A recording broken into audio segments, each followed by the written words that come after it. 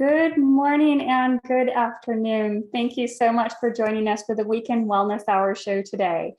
I have today with me relatively new friend. We met at a Speakers Coalition group meeting and we hit it off. And as we got to know each other, I learned a little bit about hypnotherapy, and I've always been fascinated by this type of practice. And I wanted to bring Anne Fernandez on here today to share how hypnotherapy works. She's been doing this for over 20 years, but she's been in the world healing arts for over 40 years as a clinical hypnotherapist, a meditation guide, and a master Reiki intuitive healer.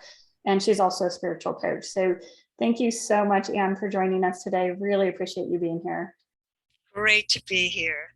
It's so nice to be with you. I've been excited and to just be here and speak with you today.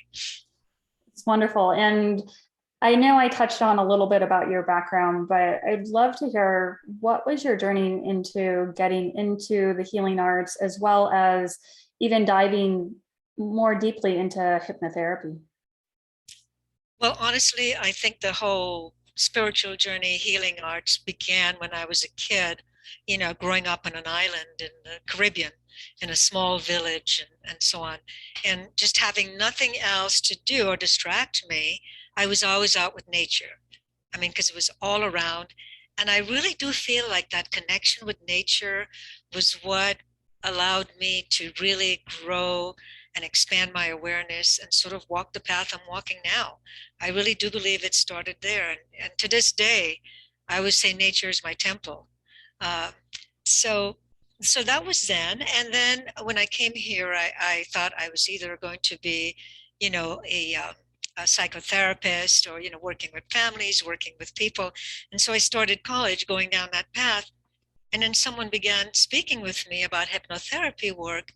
And I actually left after 3 years of going to college to study psychology. And I went 2 years to a hypnotherapy school because it just fascinated me. And I felt like through that process that people were getting the help a lot faster than spending years in regular therapy. So that was my fascination with it. And I just went down that path. That's great. And then, so you've been a clinical hypnotherapist for 20 years, is that correct? Oh, over Right? 20 years, Over yes. 20 years. Yes. And now, in the past, before the COVID times, was it always in person, or did you do some virtual as well? In the past, it was always in person because I'm a people person. I love being present. I love being with people. But I've had to learn how to do what we're all doing right now, being on Zoom. So a lot of my work happens on Zoom, and there are some clients that are comfortable coming to my space, and so I still see clients like that as well. And I do speak to groups as well about hypnotherapy. That's wonderful. And so, can we dive into what exactly is hypnotherapy? What's going on with the body, brain, all of that? I'm so glad you asked that question. So hypnotherapy, I'm going to go back a little bit to when I first had my office in LA. And I remember a client coming in, literally, for some reason, came and was curious and asked me the question, are you going to do this? Hey, that's what we all think about when we hear hypnotherapy. Yeah, So, right. Are you going to wave this, watch in front of me? And are you going to make me do things I don't want to do? Anyway, getting past that, I sat down and explained to that client, he became a client for quite some time, and we had some great successes. So I explained to him, as I will share with you now, that hypnosis to me is a much faster way to get into our subconscious mind, or what I like to call our filing system or hard drive, where everything we've ever learned from childhood, and depending on your belief, some people believe even when you're in the womb, it's everything that is going on around you, you're taking in, even though you may not remember it. It's still filed in that hard drive, in that filing system. And we behave and react from that place in our everyday life. So when someone is trying to change a habit or a behavior, maybe they had some trauma even, something that's just filed in there. Or maybe it could be as simple as like, I eat too much chocolate. That's mine, by the way. So I thought I'd share that. So it could be something that's very extreme or something as simple as just a habit with food or exercise. And I found that when we can go into that hard drive, go directly into that hard drive and look at that information that we gathered from who knows years before, wherever it came from, and we can switch that and transform it into a positive behavior, it seems to stick a lot longer than just talking about it on the conscious level. So if you don't mind, I'd like to explain that a little bit to you. Right, yeah, please. So the infamous, they came up with about 88% of our brain, of our mind, is the subconscious. And then the other 10 or 11% is the conscious mind. And then there's a filter between the two. And so the things we do every day, our behaviors, our patterns, brushing our teeth, what we're doing right now, all of that is going through the conscious mind. We're using our conscious mind. And then information usually goes through the filter, and then it gets filed into subconscious. However, through hypnosis, we bypass that filter. So we can get directly into that subconscious filing system to make changes. Now, when I was talking about patterns and behaviors that people developed over time, that's exactly what's happened to them. When they can't remember a trauma or why they have this particular behavior, it's because it bypassed that filtering system. Okay. Whatever it is that occurred in their life just went straight in and got filed in that hard drive. So now they're going about life and trying all the mantras and the positive things, which are all wonderful, but still can't get past, beyond that behavior or pattern. And that's because they may not even remember exactly where it came from, because it bypassed that filter and just went right into that filing system. And so if they can't remember where the behavior came from or the exact trauma, is it hard for them to let it go then, because they always have this nagging thought that there's something else that's going on?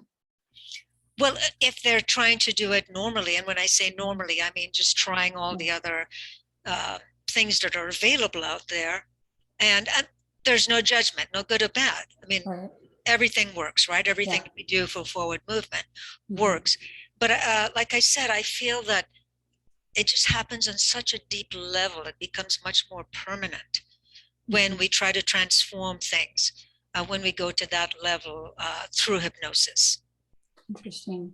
So when someone's going through hypnosis and you're bypassing the filter and they're in that hypnotic state, what are you doing then with the subconscious that allows them to process or move forward where they couldn't do that before? Okay, so I want to take a step back a little bit and say that all hypnosis is self-hypnosis, by the way. Okay. So when I'm guiding someone through it, it is their own mind, that their conscious, subconscious mind, that is actually going into that space. So I have tools that I use to guide them there and then to help them make that transformation. So all hypnosis is self-hypnosis. The tools that I use, I guess I call it sort of a guided meditation. So it's guided meditation with suggestions, and I finally talk them down into that place of deep relaxation where they're now beyond the thinking mind, the monkey mind. And so once they're in that stillness, in that quiet space, that's when I can give them visuals. I can give them suggestions. I can have them even go into a filing system that they're going to look at. And I have them look through that filing system for that file that says, this is the trauma that happened when I was 5. Or this is why I smoke too much. This is why I hate exercising. Whatever is filed in there, I can now have them go into that, take a look at it. And sort of the routine or ritual that I like to do is to say thank you. Thank you because you brought me to this point in my life. You were there for a reason and a purpose. But now it's time to just transform you, let you go. And so through the process of hypnosis, I feel anyway, others, it might differ for others, but I feel that you have to have a replacement behavior in that filing system. Because the brain likes to just do things automatically. So Yes. behaviors and patterns are automatic. I mean, people don't stop and think, oh, I think I will take a cigarette out of my pocket. I think I will light it. I think I will smoke it. Mm-hmm. After a while, they're just doing it, right? Without thinking. Yep. So, and the brain loves to do that. So once you remove something, now you have that empty space. The brain is going to look for, you know, maybe putting that same behavior back in there, or who knows. Mm-hmm. So we immediately put a new behavior in there, so we tell a new story and we put it into that filing system. Got it. Oh, that's fascinating. So when someone is going through the process of hypnotizing themselves, Yes. are there different mechanisms and ways that you are having them go through it?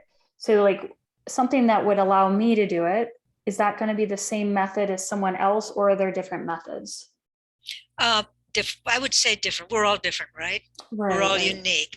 And Mhm. I certainly do not believe in a one size fits all for any work that I do. So Mhm. I can have an idea, and you have the basics, you have the skills that Okay. always work.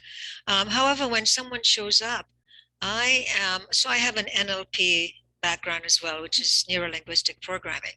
And Mhm. what that taught me and allows me to do is to really be in that person's space, to be with them. So Mhm. it's like walking in their shoes, that as they speak, I'm tuning into what they're not saying. So now I can use that information to create a method, or the words I might use, or just a different way to take them into that hypnotic state. Okay. Because I can imagine some people, when they're seeking your help, they're going to be a little bit ramped up. They might be in fight or flight mode, distress, some kind of discomfort. So, is there some initial conversation ahead of time we're talking to kind of figure out what state they're in and how you can help before you start going through the process? Absolutely. It's Mhm. always a good idea. I mean, sometimes there are people who they just want to dive right in, Yeah. and they're ready. And with others, I might do a consultation session where we talk and I get information, gather information as to where they're at. And I might even give them a couple suggestions, a couple things that they can do in the meantime to just sort of bring that stress level down, and to sort of prepare themselves so that when we start working, we can just keep moving forward and progress a lot faster. Right. That makes sense. And so the other thing, can you, and you've touched on this a little bit, but can you walk us through, let's say I show up at your place and I want to go through a session. Can I give people a visualization? Are they lying down, sitting up? How long the process takes, like how that all works? Do you count backwards? Those types of things. I'm just curious, in your expertise, what a session looks like. Sure. So again, time-wise, it can be different, right, for everyone.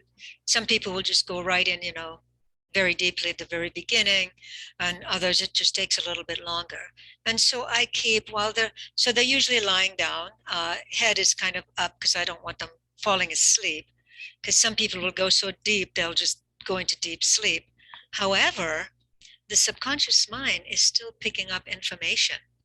Mhm. So even if they go into sleep, I can still feed them information and suggestions that the subconscious mind is picking up. So that also works. But I'd rather keep them in sort of a deep, deep state of relaxation where they're still hearing, what I'm saying. Uh, so sometimes I have people, they can sit in a chair, it's up to them, but to where they can totally relax their head and their shoulders and so on. And other times just sort of lying down with their head up a little bit. I usually start off with, always when someone comes in, again, we talked about this before, but I just get a feel for where they are at. Because Mhm. sometimes people will say, this is what I need to work on, this is what's going on, this is what's been bothering me, and I can't seem to change it. And they might share some information with you, but as you listen to them, over the years, you sort of develop your intuition, I guess. And Mhm. so intuitively, you see where the things that they're not realizing or recognizing that I can. They're not saying it, but I can recognize that. So I accept them where they're at, and I meet them where they're at, exactly where they're at. But perhaps during a session, I might find different words or suggestions that will help them move through to a place where they can now recognize the things that they're not sharing. Maybe they just didn't remember or know. Yeah. So a session could be, the actual session itself could be about 30 minutes or so, 30 to 40 minutes. I usually work about 55 minutes with people. And the first 10 minutes, I would say, is we're sitting and talking. And then we talk at the very end as to how do you feel, and what are your takeaways from this, and that type of thing. So I always like to give people a suggestion, because I'm all about being practical. If you cannot take something and just integrate it into your everyday life, then okay, it's, to me, it's not as useful. So I always like to give them a suggestion, and sometimes it could be put a rubber band on your wrist and snap it, to remember something.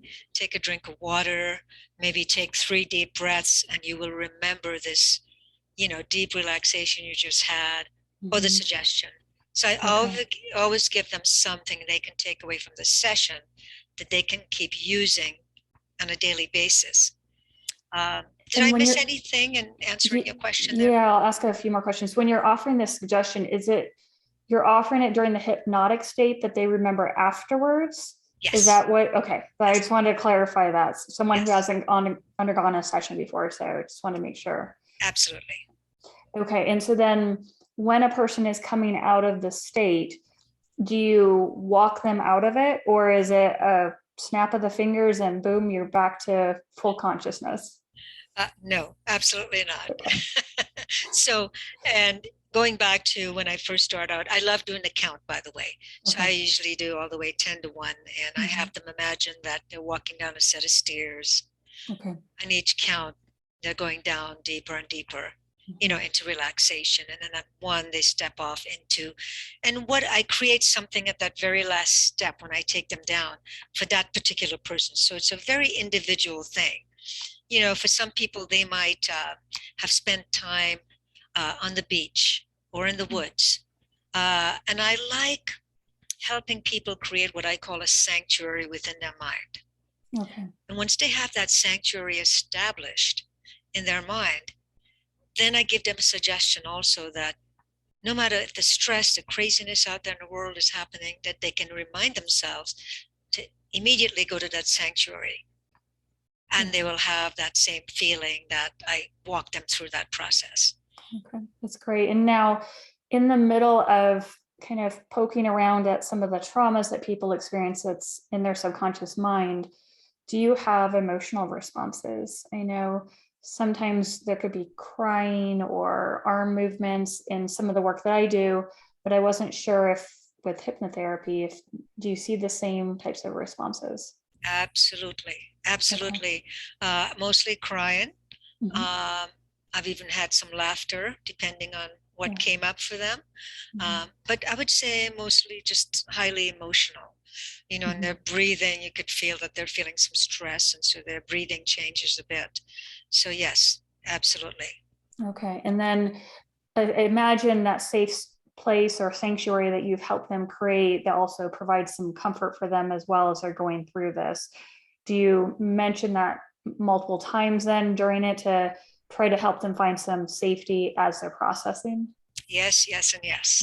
So absolutely. So yeah, I really try to, like I said, I really try to get them to see, feel, smell, to really be in that sanctuary, so that they have embodied, that space. And so absolutely, even through the sessions, if some emotion comes up and they're getting stressed, I have them take a breath and go back to that sanctuary until they can relax even more. Oh, that's wonderful. And then as they come out of it, what are some of the responses that you see as people are coming back to full consciousness? How do they behave, act? What do they think? Well, most of the time I would have to say, even though I'm back to 10, wide awake, refreshed, wide awake, there's still that minute of, wow, like the looking around. Uh-huh. Okay, I'm really here, back in my body, Hmm. that Yeah. sort of thing. Yeah. Um, and then I get, that, wow, that was amazing. Hmm. That I've never felt so relaxed, Okay. no stress. Um, and I didn't realize that I had these beliefs or this trauma or these patterns Hmm. uh, that was still running my life. So the recognition of that is so powerful. And then the aha and the takeaway is, like, wow, now I have a way um, to release this Hmm. and to allow this new behavior to be in my life. That's So great. that's my favorite part, is when people are coming out of that, and just observing them, with Yeah. this look, with this new feeling, this new vibration that they have. That's wonderful. And then what does aftercare look like? So they have this great experience. What do they have to do to maintain or to take these new skills with them, as well as follow up with you? What does Sure. that look like? Sure. So I always, if it's the first time ever that somebody's doing hypnosis, Mhm, I always tell them to let's commit to 3 sessions.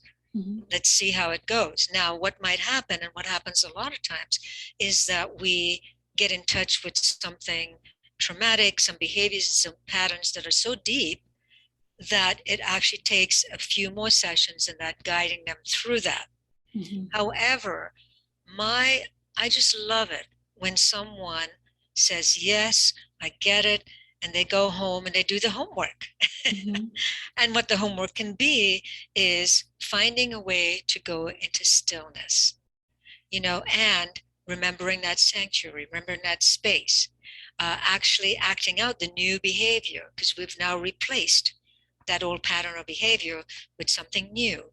So using it, taking 3 deep breaths, snapping that rubber band, taking a sip mhm. of water every time you want to reach for that cigarette, whatever it Yeah. is. So if someone actually takes action and applies and uses this, sometimes we just do a couple of sessions, and then they'll call me 3 months later and go, I just need a little boost, just a little nudge. I'm good. Yeah. So it can be very different for everyone. Mhm. Right. And that's great. I love that you have tools for them to continue working on whatever it is. Absolutely. Yes. That's the key. So people are out there, they're thinking, okay, how do I know it's right for me? What are the types of scenarios that people would come and work with you? Well, I would have to say that, let's just take, for example, um, you have an eating habit that is not good for your body, or you hate exercising, or, whatever it is, something that you have been trying your whole life and you've tried everything else, because we can wake up with motivation and go, yes, I just listened to this seminar. I'm going to use these mantras and I'm going to make some changes. And on that level, because we're making them on the conscious level, yeah, we can have some success for a week or 2 weeks or a month. But Mhm, if we always find ourselves going back to that pattern and that behavior, that's when I say hypnosis can work for you, because it takes you beyond the conscious mind and takes mhm. you deeper into that filing system. Again, I'm repeating myself, but I think Okay. that is so key, Mhm, because not only are you removing something that you no longer want to use in your life, or that is overwhelming your life, but the replacement of something mhm. new and positive. So it can be for a myriad of different things that Okay. perhaps someone has tried, other methods, and they just can't seem to move past it. And have you used it for people who are under severe stress and they maybe don't want to change overtly their life and their stressors, but deep down they know they need to? Absolutely, absolutely. Interesting, isn't it? When you said that, it made me smile, because I've talked to quite a few people that either they don't want to, or they believe they can't change the circumstances in their life that causes them stress, Mhm, right? So it's one or the other. But yet they have that deep down desire to want to change that and move through that and have some peace and calm in their lives.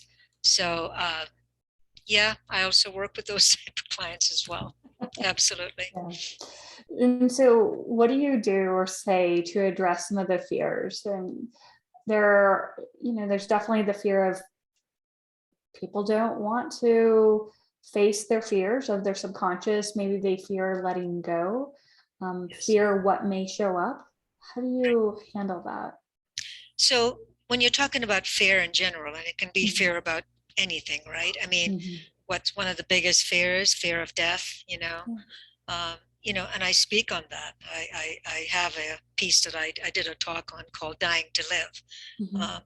Because anyway, that's a whole other story. But yes, there are a lot of fears, right? And as long as we're in this physical body here, uh, we continue to have fears. Mhm. But someone like that who has such deep fears, and it could be for anything, someone like that, I usually work with them not just through hypnosis, but I do my coaching, my spiritual coaching Okay. work. So I have a basket of tools. And this is why I love about all the 40 years or more that I've been doing work with clients and on myself as well, is that when someone shows up, I can, dig into that toolbox and say, you know what, this fits best for you. Mhm. So going back to the fears, hypnotherapy, absolutely, I use that. But I could also, like I said, we use just, coaching and counseling Mhm. and definitely giving them homework. I am a big believer in journaling. Right. Journaling is a powerful, powerful tool. Yeah, and you also said you are a neuro-linguistic practitioner, Correct. which can you go through with that? So for a lot of people are not familiar with how word choices really affect us. Can you just explain how that can impact people too? Because you having that specialty as well can be nicer, especially going into hypnotherapy, where you know the correct words to use to elicit responses and behavioral changes. Right. So you just kind of said what NLP is, right? So it's sort of mirroring. Mhm. So if I'm working with a client, I'm going to the best of my ability, sort of mirror that space we're in, Mhm. and that person. And so I'm not going to speak above or beneath that person. I'm going to find the right words to speak at the level where that person is at. And what that does is create a safe space, right? Because if I'm speaking way out here and you're here, I'm gonna lose you, right? Mhm. If I'm sitting with my arms like this and trying to help you, I've lost you, right? Mhm. So, so that's a little bit more about NLP. But as far as someone themselves, a client themselves, using that as part of their practice and integrating that, with the hypnotherapy work, I always like to say it's a reflection. It's like a mirror reflecting back to you where you are. And so, speaking of that, I actually have people sometimes use mirrors. Okay. Uh, and so, as part of that NLP, hypnotherapy, spiritual Mhm. coaching work, Right. um, I love using that. As a matter of fact, I have a client that I asked to use that mirror and to look, take a moment, take a breath, and say, I love you, and to say their name. And she couldn't do it. Really? Oh. So for many, Yeah. many other things, I have Mhm. people use that mirror because, I can sit here looking at you, you're looking at me, and I can say, yes, I am going to do this, or I am this, so I have changed my life to this. But if I look closely in the mirror and I say those same words, it has a different impact. Mhm. I am really taking that in at a much deeper level. Yeah. So that might be some homework that I might have someone do as well, which I feel is a part of that NLP training, the Mhm. reflecting back to you. Yeah. That's absolutely wonderful. Are there any other tools that you use on a regular basis besides like a mirror? Do you use the watch or the little clock? I have to ask. Well, I'm sorry. I just think that's great. I had a client that had a great sense of humor, and so do I. By the way, I just humor's always been with me my whole life. I figure if I can't laugh at myself, then, there goes my life, right? Yeah. But so some of the tools I might use, again, I try to size up each client. And again, it's different for everyone. Like, for instance, I don't need any tools to go into deep meditation myself or deep self hypnosis or give myself suggestions. But that's only because for a good 40 years or more, I have been meditating.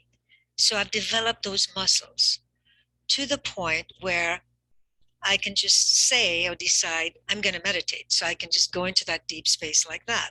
Yeah. But when someone is just starting out on that path, and I still use some of these tools, by the way. So the things that I might use around me is some incense or light a candle or some crystals. So I get to know my client that way because I want to do everything I can in the environment so that something triggers.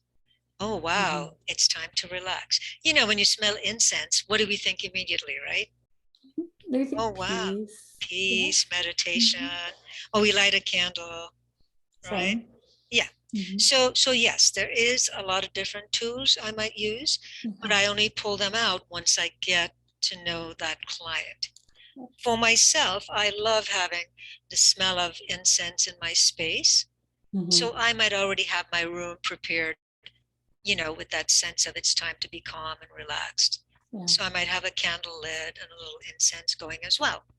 And again, just depends on the client. Yeah. That's amazing. And as you mentioned earlier, you can do this virtually as well. So Yes. I imagine obviously there's always a little bit of technical stuff we have to go through to get to that point. Yes. Yes. But it seems like it could be just as effective. Is that correct? Absolutely. And I have a few clients now that I used to see, and now because of COVID, I'm seeing them online. So at least we've met, however, I have brand new clients as well that just, we just step in and start doing the work. And I think I've found a comfort level or a way of doing this work online with people where it's just as impactful. So it seems to be working. And, when we can get back out there, I'm the first one out there. Absolutely.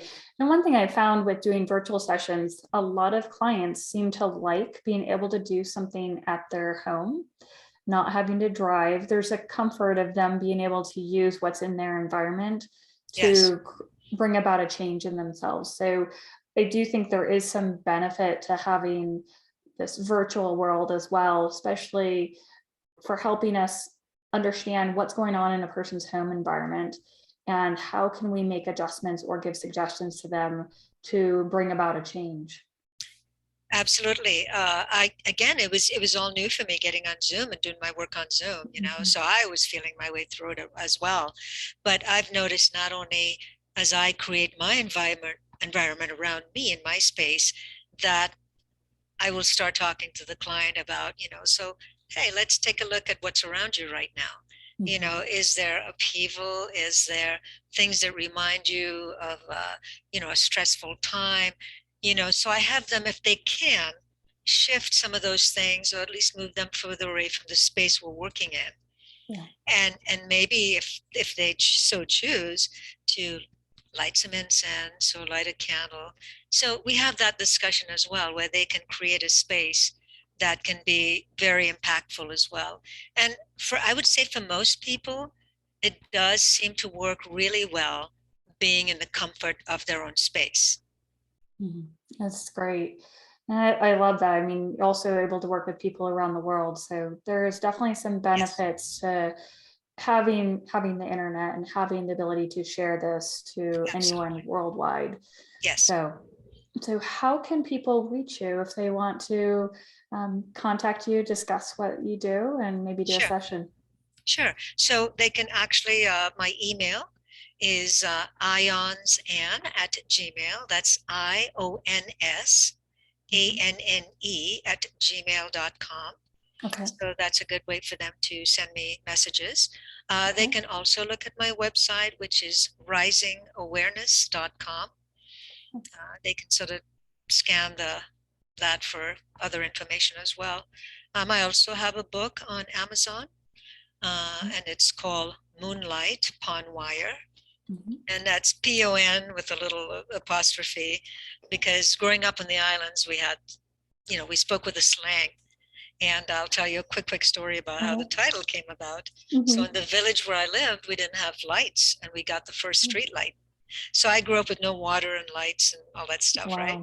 So the first time we had lights on the street, the villagers came out and we're all looking at the light going, look, moonlight pon wire, like moonlight hanging on a wire. Yeah. Oh my gosh, that's neat. So, I was going to ask you, what does that mean? So yeah, now I know. yeah. Wow. And which island did you say you grew This up was on? in Trinidad, but not only did I grow up there, it was in a small village that a lot of people didn't even know, in a small community, surrounded by sugarcane fields. So that's a whole other story, how my father came from India, my mother came from England, and she was the only white person in the village. But here we are. Hey, that mixture of two humans created you and beautiful Yes. healing arts that you do. So we thank them for it. Thank you. Yes, thank you. So, well, I really appreciate you joining us today on the Saturday and sharing your knowledge and wisdom. And just want to thank you from the bottom of my heart for joining us. Thank you so much, Amy. I had fun. Wonderful. And thank you all for joining us. Stay tuned for more next weekend. Please reach out to Anne. She responds. She's very responsive by email. So please check her out. Take advantage of all of her amazing services. And we will see you next week. Take care. Bye now. Bye.